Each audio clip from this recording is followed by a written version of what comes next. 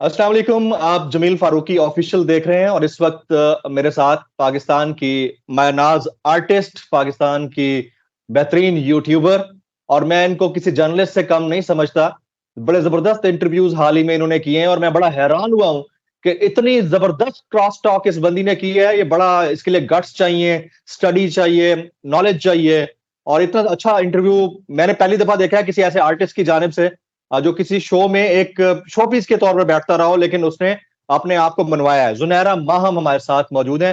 जुनैरा, आपका बहुत बहुत शुक्रिया, आपने हमारे लिए वक्त निकाला है। सबसे पहले थम्स अप, बहुत अच्छा इंटरव्यू किया आपने। अब मैं पहला सवाल आपसे ये करूंगा कि आपने ये जो इंटरव्यू किया, इसमें आपने दुआ और उसके हस्बैंड की जो बॉडी लैंग्वेज थी वो कैसी देखी? क्या उनके ऊपर कोई प्रेशर है या वाकई बच्ची खुश है उस लड़के के साथ? सबसे पहले जमील साहब आपका बहुत-बहुत शुक्रिया। Thank you so much for having me here. और जिस प्रोग्राम को आपने बात कर दिया ना, वहाँ पे मैंने 1000 कैरेक्टर्स परफॉर्म किए हैं और ये मेरा रिकॉर्ड है कि इतनी एज में आज तक किसी भी आर्टिस्ट ने 1000 डिफरेंट कैरेक्टर्स परफॉर्म नहीं किए होंगे। तो किसी भी जगह से जहाँ आपने काम किया होता है उसको क्रेडिट देना चाहिए, उसको बुरा कभी नहीं कहना चाहिए। तो ये मैंने जस्ट आपको क्लैरिफाई किया। बहरहाल मैं आपको यहाँ पर ये बताऊँ कि आपने जो बॉडी लैंग्वेज की बात की है, देखिए एक लड़की अपने घर से गायब होती है और उसके वालिद जो हैं उसके खिलाफ अगवा का मुकदमा दर्ज करवाते हैं। ज़ाहिर बात है उनके वालिदैन के कंसर्न्स होंगे, एक लड़की एकदम से गायब हो गई है। लेकिन जो मेरा असल में इख्तिलाफ शुरू हुआ था, बॉडी लैंग्वेज की तरफ मैं आती हूँ, लेकिन मैं शुरू यहाँ से इसलिए कर रही हूँ कि ये बात आपको पता होना चाहिए कि पहले दिन जब वो लड़की अपने घर से जाती है तो 16 तारीख को वो अपने घर से निकलती है, 17 को वो लाहौर पहुंचती है, क्योंकि आपको पता है इतने घंटे लगते हैं यहाँ आने में।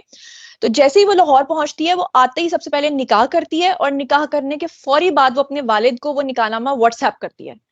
और आप ये मुझे बताएं कि वहीं पर ये चीज खत्म हो जाती है कि वो लड़की अगवा हुई है, मतलब वो अपनी मर्जी से आई है। अगर वो अगवाकारों के गैंग में होती तो अगवाकार कभी भी वालिद का नंबर लेकर उसको निकाह व्हाट्सएप नहीं करते, और ना ही अगवाकार जो है वो निकाह करते हैं।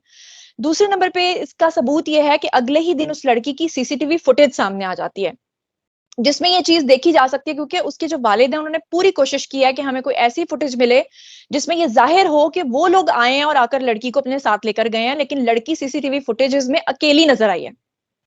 आपने देखा कि आबिद मल्ली का जो केस हुआ था, मोटरवे के ऊपर जो वाकया पेश आया था, तो आप लोगों ने देखा कि उसकी भी फुटेजेस सामने आ गई थी। आपने देखा थोड़े दिन पहले अभी एक मैट्रिक क्लास की लड़की को, जो वो अपने भाई के साथ इम्तिहान देने के लिए जा रही थी, तो रास्ते में उसको उसके अपने ही मंगेतर ने अगवा करने की कोशिश की, क्योंकि उसने वो रिश्ता तोड़ दिया था। उसके भी फुटेजेस जो है आपने देखा कि मेन स्ट्रीम मीडिया पर चलती रही। तो ऐसा क्या है कि दुआ जहरा के साथ किसी को कोई दुश्मनी या प्यार तो है नहीं कि वो उसकी फुटेजेस सामने नहीं लाएंगे। जब उसकी फुटेजेस सामने आई तो मेरा यहाँ से एक इख्तलाफ शुरू हुआ यूट्यूबर्स के साथ।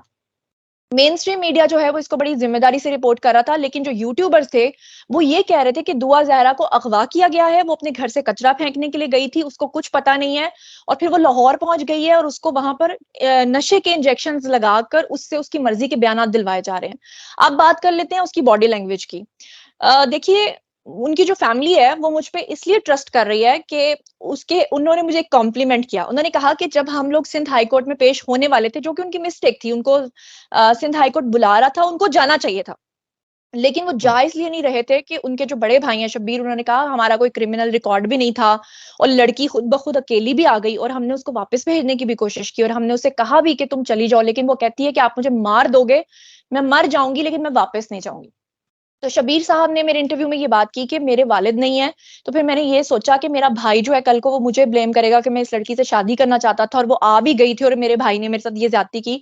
तो फिर वो कहते हैं कि हम लोगों ने फिर फैसला किया कि ठीक है, हम इसको इसकी मनकूहा यानी निकाह में लेंगे, और शादी हो गई।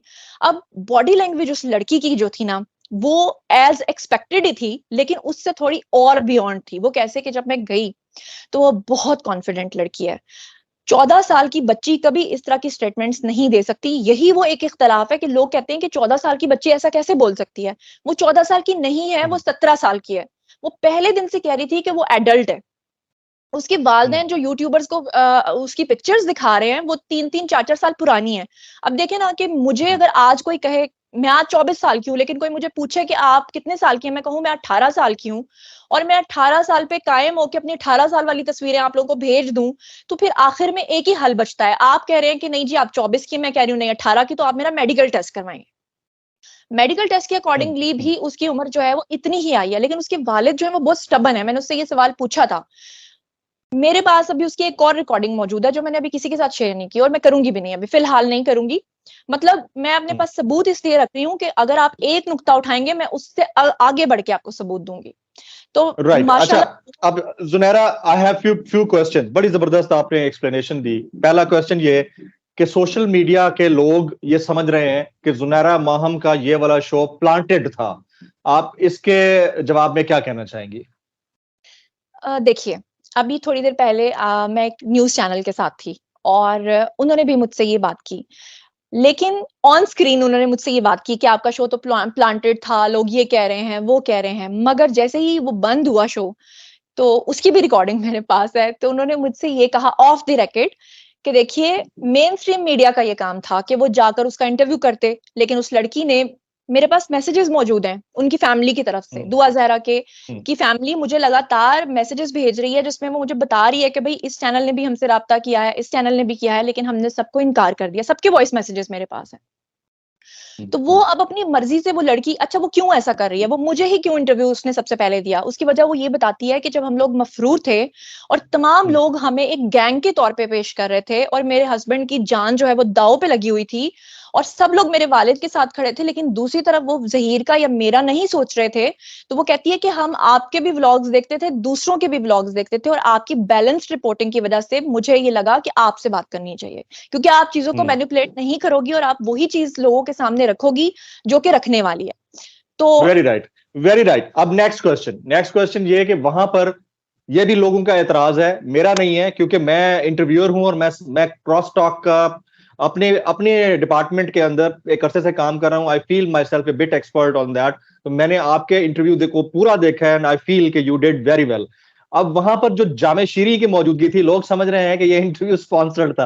हालांकि मैंने इस पे कल अपने वीलॉग के अंदर बोल दिया है। आपने शायद वो खलील रहमान कमर साहब के बाद वाला वीलॉग रात 10 बजे वाला नहीं देखा। तो उसमें मैंने बोला है कि ऐसा हो नहीं सकता, पानी पिलाने आया होगा, रख दिया होगा जामे शीरी। अब आप क्लियर करें कि जामे शीरी का स्पॉन्सर्ड था ये यूट्यूब इंटरव्यू? ये मैंने अभी अभी अपना एक व्लॉग अपलोड किया करना है, अभी मैंने एडिटर अपनी टीम को भेजा है उसका, लेकिन आप मुझसे पहले अब आपके पास इसका जवाब आ जाएगा, वो मैं आपको देती हूँ। अब ब्रेकिंग न्यूज है आपके पास, ठीक है। दरअसल जो लोग शुरू से मेरे फॉलोअर्स हैं, आपको पता है ना कि मैं एक आर्टिस्ट भी हूँ और आपने देखा कि मैंने खबरनाक में कितनी सारी कॉमेडी की। तो जब मैं लाइव आती हूँ ना, तो मैं कभी कभी मेरे अंदर एक भूत आता है, तो मैं क्या करती हूँ कि डिफरेंट यूट्यूबर्स किस तरह से मतलब रिपोर्टिंग करते हैं, मैं उनके स्टाइल में रिपोर्टिंग भी करने की कोशिश करती हूँ। जैसे आपने देखा होगा कि मैं एक जर्नलिस्ट परफॉर्म करती थी जिसमें इंडियंस किस तरह रिपोर्टिंग करते हैं, तो उसमें मैं नंदिता राव भी बन जाती थी। तो अब चक्कर क्या है कि अगर हम किसी डायरेक्ट पर्सनैलिटी को हिट करेंगे उसका नाम लेकर, तो वो हमारे खिलाफ कुछ कर सकता है। तो हम क्या करते हैं कि उस शख्सियत का नाम हमने जब नहीं लेना होता और हमने उसके बारे में बात करनी होती है, हम उसका कोई नाम डाल देते हैं। जैसे डमी म्यूजियम से कोई आता है, तो डमी म्यूजियम से बेसिकली एक शख्सियत का नाम मैंने रखा था जामे शीरी। वो बात कहाँ से शुरू हुई थी जरा सुन लीजिएगा। जिस दिन सिंध हाई कोर्ट ने दुआ ज़हरा के हक में फैसला दिया, तो मैंने पहले ही लोगों को बता दिया था कि इस केस का फैसला जो है ना लड़की के हक में आएगा। लोगों ने मुझे तनकीद का निशाना बनाया और कहा कि तुम उनके साथ मिली होगी, तुम उनके गैंग का हिस्सा होगी, इसलिए तुम्हें पहले ही पता है कि क्या फैसला आएगा। हालांकि उन्होंने ये नहीं सोचा कि ये अपनी असेसमेंट दे रही है। सॉरी, पानी पी लूं। हाँ हाँ हाँ, पी लें, खुश्क हो बिल्कुल पानी पी लें। हाँ हाँ, पी लें, बिल्कुल पी लें। अब हुआ क्या कि उनके जो लॉयर्स थे, वो दुआ ज़हरा के वालिद को लगातार जो है ना डी ट्रैक कर रहे थे और वो उनके जो वकीला है ना, वो बैठकर ये बात कर रहे थे कि 200% कल लड़की उनकी तहवील में होगी। लड़की जो है वो यानी कि ज़हीर को डेथ पेनल्टी, यानी कि जो उन्होंने आर्टिकल 376 लगाया वो मिल जाएगा और लड़की अपने वालिद के पास चली जाएगी। और मैं एक वाहिद यूट्यूबर थी जो कह रही थी कि लड़की अपने शौहर के साथ जाएगी, ऐसा नहीं हो सकता क्योंकि लड़की की स्टेटमेंट को अहमियत मिलेगी। तो वहां मैंने मजाकन ना एक बात की कि बेचारे वकील यहाँ से बैठकर 48 डिग्री में कोट सर के नीचे रख के जामे शीरी पीते हुए 48 डिग्री में वहां गए और केस भी हार के आ गए। ये थी बात, इसका पस मंजर ये था। अब जब भी मैं ज़हीर की फैमिली से राब्ता करती थी ना, तो वो हँस-हँस के मुझे कहा कहते थे जामे शीरीन का क्या हाल है?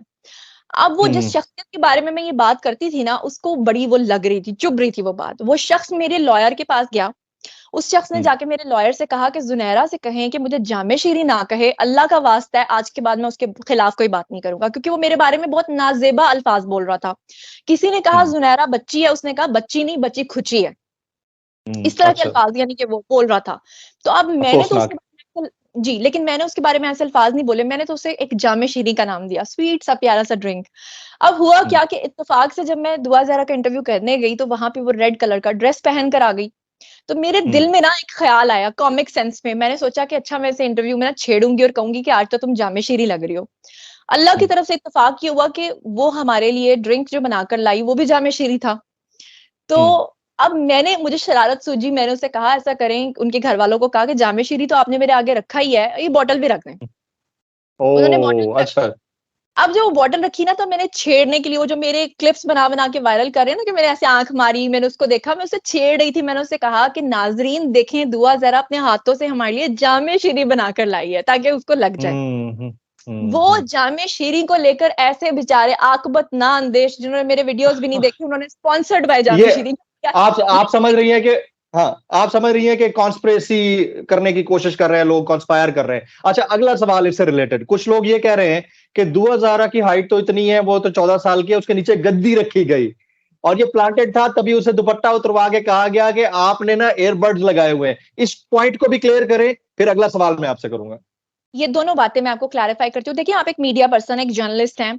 आप मुझे इस बात का, अभी जब मैं आपके साथ लाइव आने वाली थी तो आपने मुझे कहा कि जुनैरा आपका फ्रेम यहाँ ठीक नहीं, हालांकि मैं यहाँ अपने बेड पे बैठी हुई हूँ। आपने मुझे हाँ कहा जुनैरा आप यहाँ बैठ जाएं, वहां बैठ जाएं, आपका फ्रेम नहीं। मैंने आपसे कहा ये बीच में लाइट नजर आ रही है, आपने कहा नहीं आप मिड में होके बैठे हैं। आपने मुझे इंस्ट्रक्शंस दी, इसका मतलब है कि आप मेरा बिल्कुल प्लांटेड दी। कर रहे हैं।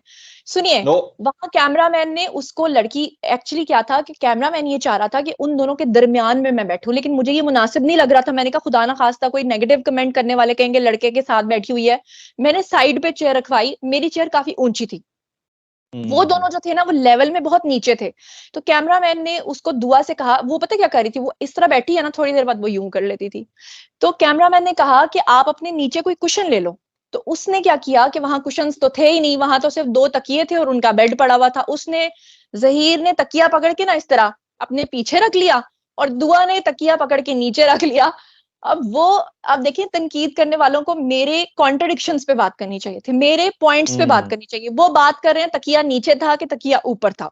वो बात कर रहे हम्म हैं कि दुआ सारा को इसने अपने कपड़े दिए होंगे क्योंकि वो इतने अच्छे कपड़े नहीं पहन सकती। क्यों नहीं पहन सकती भाई, वो लड़का तकरीबन 80-90 हजार कमाता है और यहाँ मेरे घर से बिल्कुल करीब ही उसका ना, उसकी कोई हम्म मोबाइल शॉप है यहाँ पे हफीज सेंटर के अंदर। हम्म। अच्छा, उसके अलावा आप देखें क्या तनकीद की गई उसके कपड़ों पे, हाँ उसके मेकअप पे। और ये एयरपोर्ट्स की बात भी सुन लें जो कि मैं अभी भी आग एयरबड्स से लगा एयरबड्स। के, हाँ ये हाँ। देखें, ये मैं आपसे बात कर रही हूँ। ये चक्कर ये था कि दुआ ज़हरा जब सिंध हाई कोर्ट में पेश हुई और जब वो लाहौर हाई कोर्ट में पेश हुई तो वो ना एक ब्लैक कलर का पूरा कपड़ा लपेट लेती थी अपने ऊपर, बहुत ज्यादा नकाब करके जाती थी और आपको पता है कि उसके साथ बड़ी सिक्योरिटी होती थी। जी तो जी। जो नक्काद थे वो वहां पे मेरे कमेंट सेक्शन में आकर ये सवाल पूछते थे कि दुआ, लोगों ने ये एतराज उठाया था कि दरअसल वो इतना कपड़ा इसलिए उसको लपेटा जाता है कि उसके कानों में ना शायद कोई इस तरह के बर्ड्स लगाए जाते हैं जो उसको कोई इंस्ट्रक्शन, इंस्ट्रक्शन दे रहा है। कोई इसको इंस्ट्रक्शन देता है। तो जब वो मेरा इंटरव्यू उसके साथ स्टार्ट हुआ तो उसने सर पे दुपट्टा लिया हुआ था। तो अचानक से मेरे दिल में ख्याल आया कि ऐसा ना हो कि मैं वीडियो अपलोड करूं तो लोग मुझे ये कहें कि अभी भी इसके कानों में कुछ लगा होगा। तो मैंने फौरी तौर पे कहा कि तुम दुपट्टा उतार दो ताकि तुम्हारे कान जो है ना सबको नजर आए। लेकिन मजे की बात, मैं आपको एक बात बताऊं कि जब वो इंटरव्यू अपलोड हुआ तो लोगों में से कुछ ने ये कमेंट भी किया कि उसका एक कान नजर आ रहा था, दूसरा तो नजर ही नहीं आ रहा था। अच्छा, ये ना, ये जो जिसने नहीं मानना ना उसने नहीं मानना। बड़ा ही अफसोसनाक है क्योंकि पेरेंट्स स्टेट ऑफ डिनायल में होते हैं, बच्चा पाल के उन्हें बड़ा किया है और वो चला हाँ, जाए उनको बुरा लगता और है। वो लड़की और उनकी एडल्ट भी कम्युनिटी कर रही है और लड़की एडल्ट है और कम्युनिटी पूरी उनकी मिलके, पहले इन्होंने कहा कि सेक्टेरियन इशू है, फिर कहा कि लड़की के अगवा किया गया, फिर कहा कि ह्यूमन ट्रैफिकिंग का इशू है। ये सारी चीजों पे मेरी नजर थी। अच्छा, लेकिन जुनैरा, एक चीज जो इन पर्सन मुझे बुरी लगी है, ये मेरा आखिरी सवाल होगा, वो ये कि दोनों बच्चों के विक्ट्री वाले निशानात की पिक्चर जो है ना, वो नहीं आनी चाहिए थी। उसकी रीजन ये है कि कोई जंग तो नहीं है। बच्चों ने कोर्ट से राब्ता किया, कोर्ट ने उनको उनके हक में फैसला दिया, वो जिंदगी जिए अपनी खुशी से। बल्कि मैं तो कहता हूं कि वालदैन के साथ भी ताल्लुकात बेहतर करने की कोशिश करें, क्योंकि बिल्कुल, वालदैन को दुखी रख के आप खुश नहीं रह सकते, ये मेरा कंसर्न है। लेकिन वो बिल्कुल। जो विक्ट्री वाली तस्वीर आई, क्या वो आपने ली थी, बच्चों ने अपने खुशी से दी थी, या फिर ये किसी और कैमरे से ली गई और आपके पास भेजी गई है? अब ये जरा गौर से मेरी बात सुनिएगा कि बाज़ दफ़ा ऐसा होता है कि आपकी किसी चीज़ में कोई इंटेंशन नहीं होती लेकिन उसको लोग गलत रंग देते हैं, क्योंकि हमें तो पता भी नहीं ना होता, हम तो नेचुरली चीज़ें कर जाते हैं। आपने नोटिस किया होगा कि हमारी जो जनरेशन है, जो हमारी खासतौर पे जनरेशन है, अक्सर हम लोग को सेल्फीज पोस्ट करने का बड़ा शौक होता है।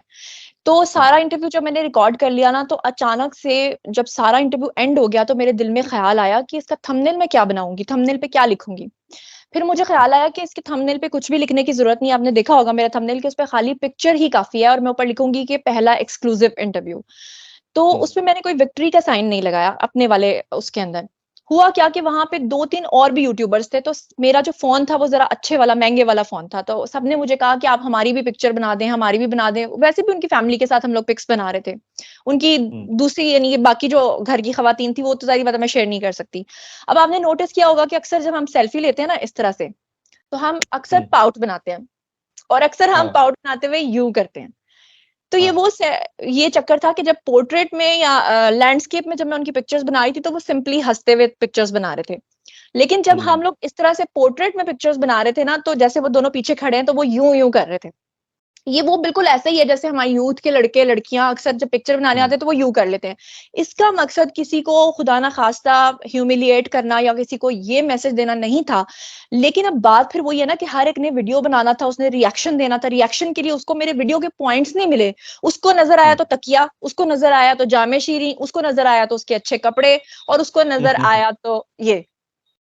एक लास्ट कमेंट, बस आपकी नजर में, जुनैरा माहम की नजर में, जो कुछ भी है, लड़की अपने घर में खुश है, और वालिदैन को बजाय वावेला करने के पैचअप कर लेना चाहिए, और स्टेट ऑफ डिनायल से निकलकर अब एक्सेप्ट कर लेना चाहिए बच्चों की खुशी के लिए, और बच्चों को भी वालिदैन की रिस्पेक्ट करनी चाहिए। व्हाट्स योर आपने टेक एक ऑन दिस सवाल लास्ट? आपने मुझसे ये सवाल नहीं पूछा कि बहुत सारे लोग मुझे कमेंट सेक्शन में आके बद्दुआएं दे रहे हैं कि तुम्हारी भी कोई बेटी कल को होगी, वो भाग जाएगी, अल्लाह करे तुम्हारे साथ भी ऐसा हो, ये वो। मैं ये कहना चाहती हूँ कि देखिए, हाँ, और मेरे बारे में एक प्रोपेगेंडा चलाया जा रहा है कि मैं चाइल्ड मैरिजेस को सपोर्ट करती हूँ। देखिए, मैं एक बात करती हूँ कि जैसी हमारी आजकल की कम्युनिटी हो गई है ना, हर एक बच्चे के हाथ में फोन है, और उसे सब कुछ वो पता है जो कि पहले नहीं लोगों को पता होता। जिस लड़की को पहले 25 साल की उम्र में जो बात पता होती थी, आज वो 15 साल की उम्र में उसको पता है। मैं ये जरूर कहती हूँ कि अपने बच्चों की शादियां आप जल्दी कर दें, खुदा ना खास्ता वो गुनाह की तरफ जाएं, क्योंकि आप उन्हें नहीं रोक सकते। आप उनसे फोन छीन देखें ना, आप दुआ के वालिद ने उससे फोन ले लिया, टैब ले ली, सिम भी नहीं डाली हुई थी, अपनी तरफ से वो सेटिस्फाइड बैठे थे। लेकिन अगर उस लड़की ने राब्ता करना था, तो उसने क्लैश ऑफ क्लैंस के जरिए भी कर लिया, उसने पबजी के थ्रू भी कर लिया। तो ऐसा बच्चों ही की है। मैं ये नहीं कहती कि आप बच्चों को बहुत छोटी एज में आप शादियां करें, लेकिन जब वो एडल्ट हो जाए, कोशिश करें कि आप उनकी शादी टाइम पे कर दें। मैंने कभी इस चीज को सपोर्ट नहीं किया, मुझे उनके वालिदैन के साथ हमदर्दी भी है, लेकिन जो वो झूठ बोलते हैं ना आके, जो वो कहते हैं कि आप वो वाला एजेंडा फैलाओ जो कि हम चाहते हैं, आप कहो कि वो अगवा हुई है, आप कहो कि वो खुद से स्टेटमेंट नहीं दे रही, आप कहो कि वो उसको इंजेक्शन लगवा के जबरदस्ती ये सब कुछ करवाया जा रहा है, तो वो लड़की ऐसी जबरदस्त जिद्दी है कि जैसे उसके वालिद साहब अपनी जिद नहीं ना छोड़े, वो कह रहे हैं कि मैं सुप्रीम कोर्ट जाऊंगा, ऐसे ही वो लड़की पता क्या कह रही थी हमें बैठे हुए, वो कह रही थी हंसते हुए, कह रही थी कि ठीक है, अब इनके पास सुप्रीम कोर्ट का हल है, तो मैं वहां जाके भी स्टेटमेंट दे दूंगी कि मैंने अपने हस्बैंड के साथ रहना, फिर क्या करेंगे ये। बात ही खत्म हो गई। जब लड़की ने स्टेटमेंट दे दी, तो दुनिया का कोई कानून उसको और वो उसकी बात से नहीं बहुत हटा सकता। कॉन्फिडेंट है, बहुत बहुत कॉन्फिडेंट कॉन्फिडेंट। लड़की है और बहुत जिद्दी है। Very right.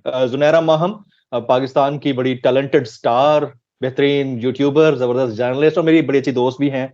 जुनैरा, आप मेरे लिए अक्सर वक्त निकाल लेती हैं, आपका बहुत बहुत शुक्रिया। मैं अभी थोड़ी देर में इसको शेयर करने लगा हूं, अपनी कम्युनिटी पे जरूर शेयर कीजिएगा। थैंक यू वेरी मच, दुआ में याद रखिए।